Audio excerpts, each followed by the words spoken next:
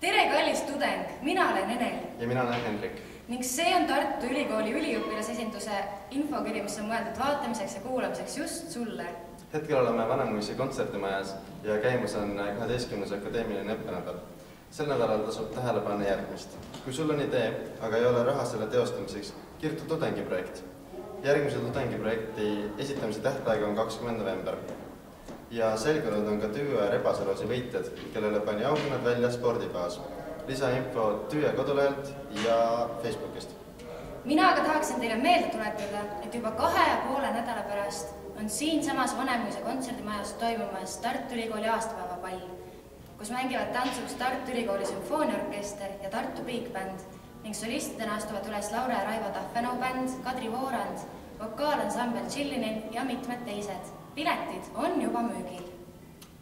Tulemus on ka infopäev õppimisvõimalused välismaal. 17.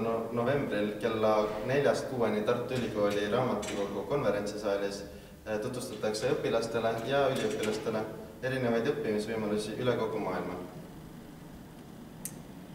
Eesti üliõpilaste selts korraldab enda juures aadressil Tõnissoni 1 20. novembril kell 10.30 kuni 18.00 TEDx Tartu konverentsi otseülekande ühisvaatamise.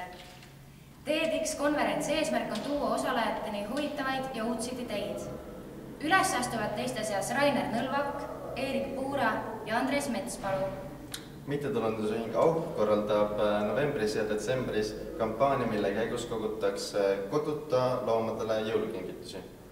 Lisainfo Mittetulundusühingu Auh kodulehelt. Ja sellised olid selle nädala uudised. Ja Enel, kuidas sul sel nädalal kleidiga? Mis kleidiga? Pallikleidiga.